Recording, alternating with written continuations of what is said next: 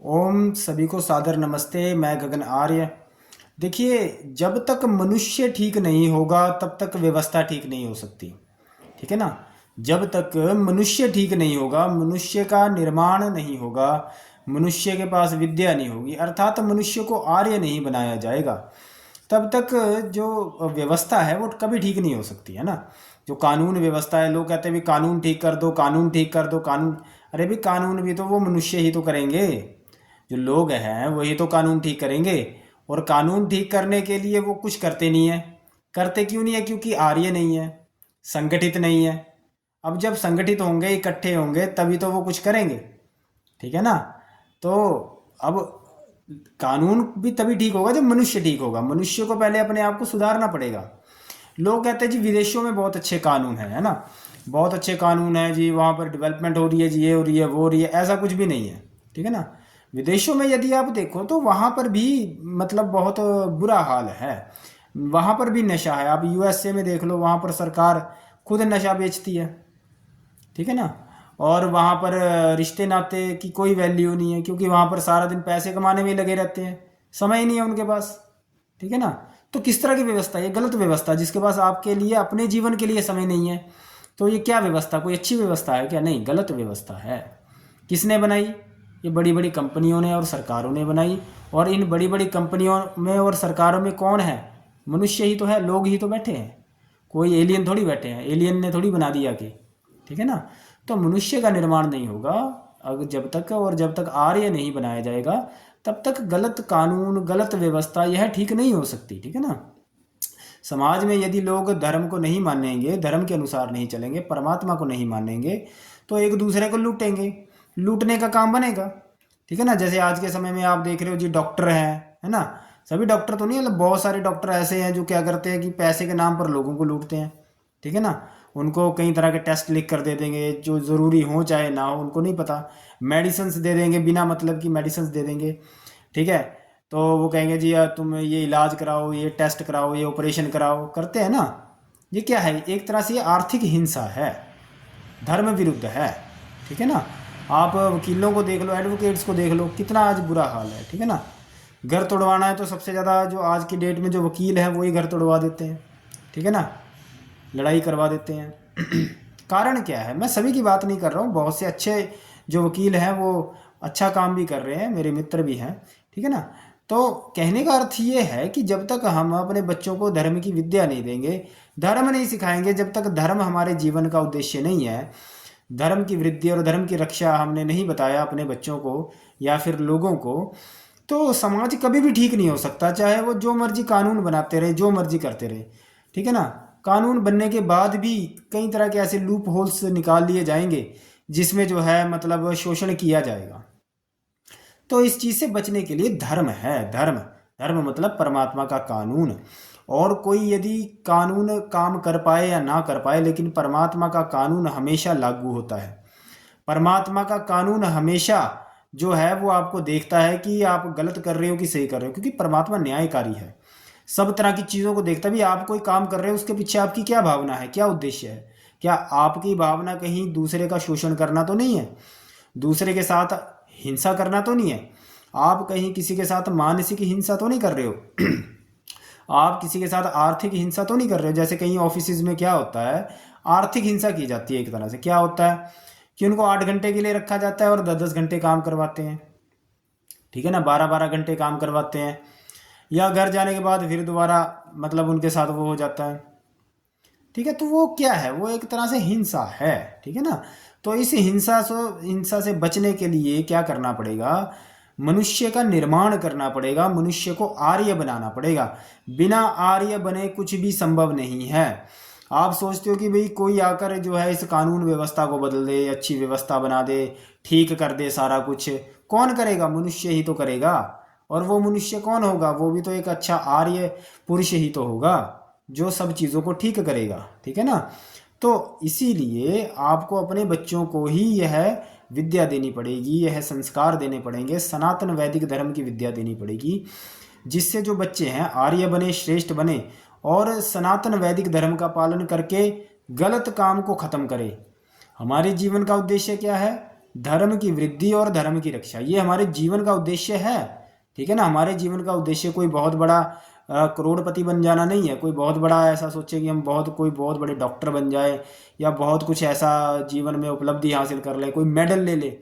आजकल कहते हैं बहुत, मतलब बोला जाता है जी मेडल ले आए, बहुत मेडल आ गया जी। देखिए ये सब मेडल लेकर आना ये हमारे जीवन का उद्देश्य नहीं है।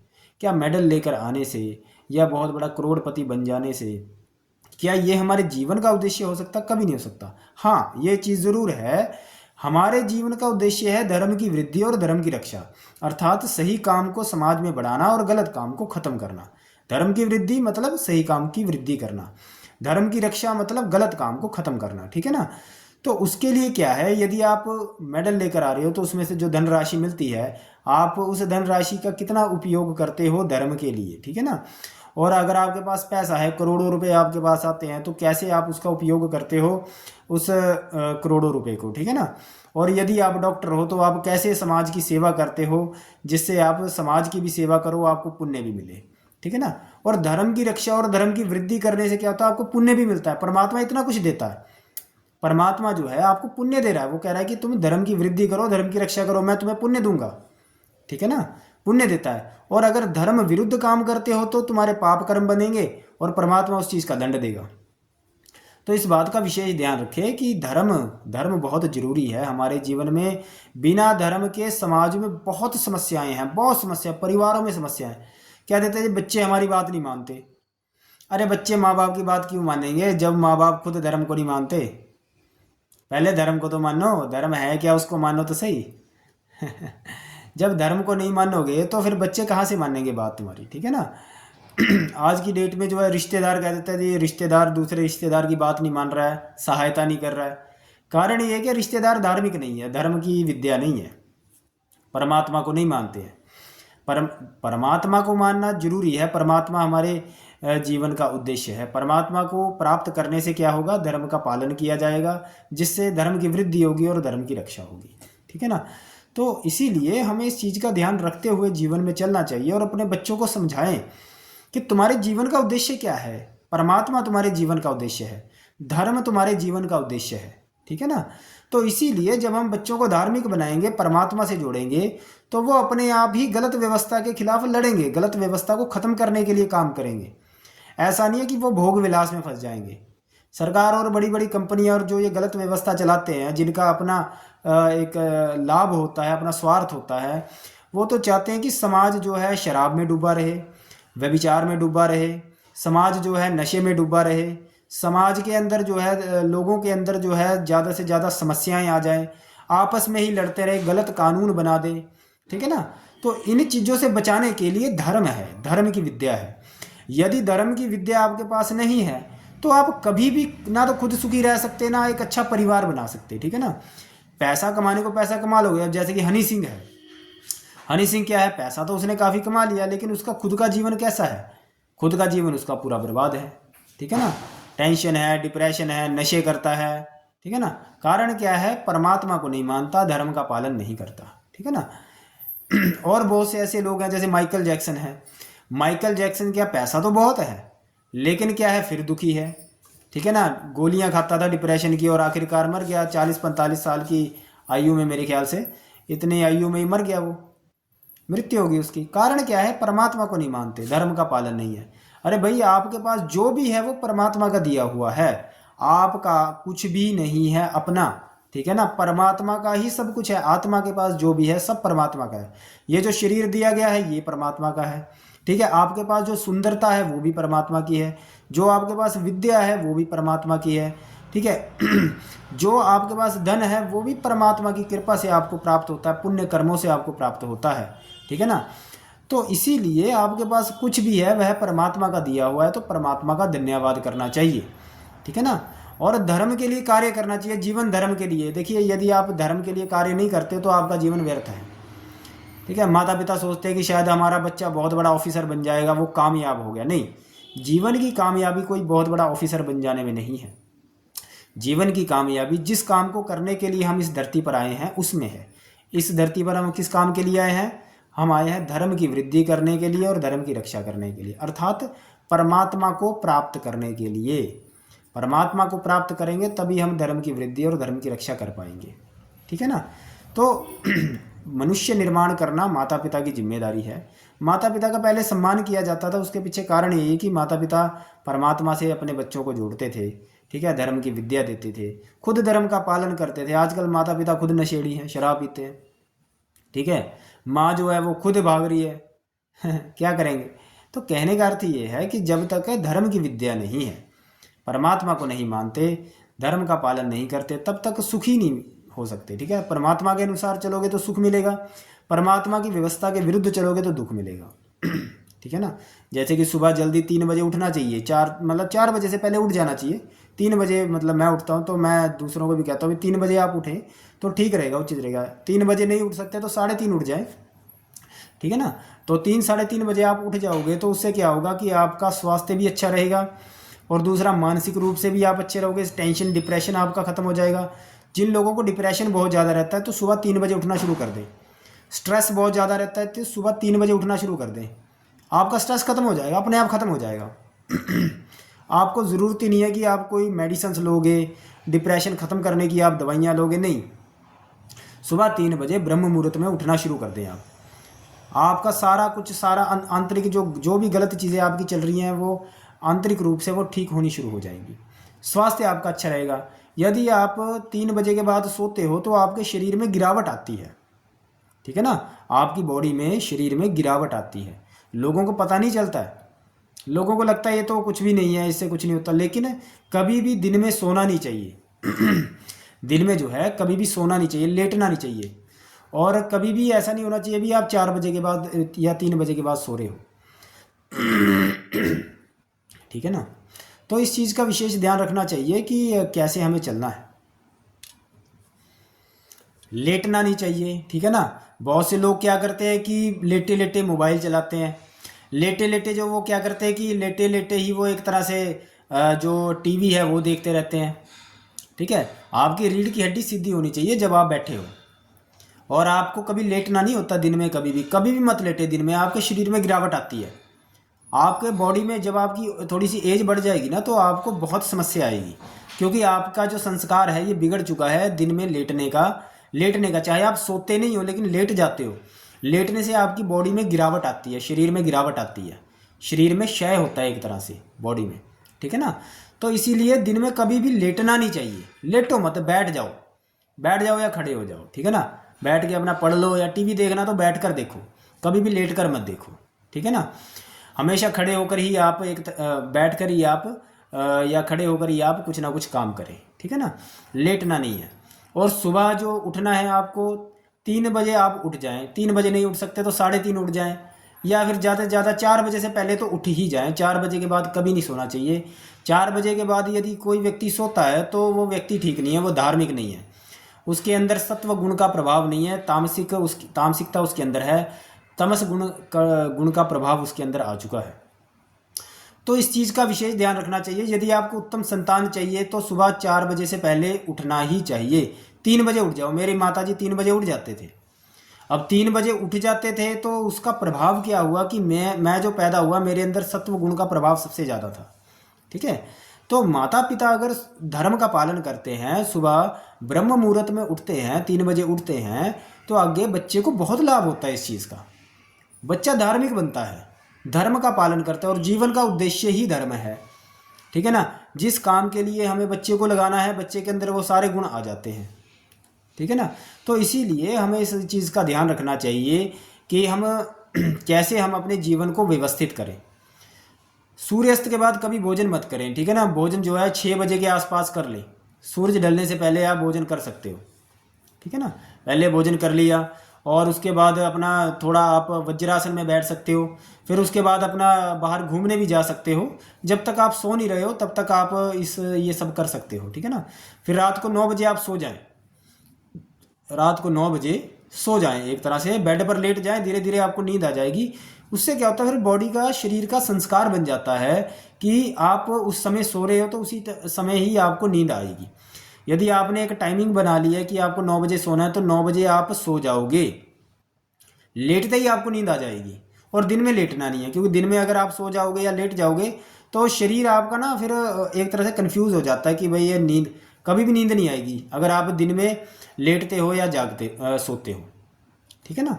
तो इस बात का भी ध्यान रखना चाहिए कि हमें लेटना किस समय है, ठीक है, सुबह उठना कितने बजे है, ठीक है, भोजन किस समय करना है, ठीक है, और अच्छे बादाम वगैरह आप ले सकते हो, बादाम खा सकते हो उसके साथ, ठीक है। और उसके बाद और कई चीज़ें हैं जिससे आपका स्वास्थ्य अच्छा रहे, वो करना चाहिए। स्वास्थ्य पर विशेष ध्यान दें। आपका शरीर ठीक रहेगा तो सब कुछ ठीक रहेगा, जीवन में बहुत कुछ अच्छा लगेगा आपको। और यदि शरीर ठीक नहीं है तो आपको जीवन में कुछ भी अच्छा नहीं लगेगा, आप धर्म का पालन कर ही नहीं पाओगे। ठीक है ना। शरीर यदि खराब है तभी आपका बुरा समय है, यदि शरीर ठीक है तो आपका अच्छा समय चल रहा है। अर्थात यदि आपका शरीर में कोई समस्या आ जाएगी, ठीक है, तो उससे क्या होगा, आप जीवन में गलत निर्णय लोगे, गलत फैसले लोगे, धर्म विरुद्ध फैसले लोगे, और उससे क्या होगा, आपको आपके एक तरह से पाप कर्म बनेंगे और आप एक तरह से आपको जीवन में दुख प्राप्त होगा। तो इसलिए किस समय सोना है, किस समय जागना है, किस समय उठना है, क्या भोजन करना है, ये सब सनातन वैदिक धर्म हमको अच्छे से बताता है। ठीक है। तो और उसके लिए, और जो मैंने आपको पहले बताया कि जैसे कि सुबह उठना होता है, तो उठने के लिए आप क्या कर सकते हो, शीर्षासन में कर सकते हो आप। शीर्षासन आप करोगे तो उससे क्या होगा, आपकी सुबह उठने की अच्छी प्रैक्टिस हो जाएगी। कई लोग ऐसा कहते हैं ना जी हम उठ नहीं पाते जी सुबह जल्दी, तो भाई आपकी जो दिनचर्या है वो खराब है। दिनचर्या को ठीक करो आप सबसे पहले, ठीक है ना। दिनचर्या ठीक करो आप सबसे पहले। आप जो सो रहे हो, आपको क्या करना है कि जल्दी से जल्दी, जो एक टाइमिंग है जो 9 बजे के आसपास है, सो जाना है। वैसे गांव वगैरह में तो 8 बजे सो जाते हैं, ठीक है ना, जल्दी भोजन कर लेते हैं, 8 बजे ही सो जाते हैं। मेरे गांव में ऐसा अभी भी होता है। ठीक है।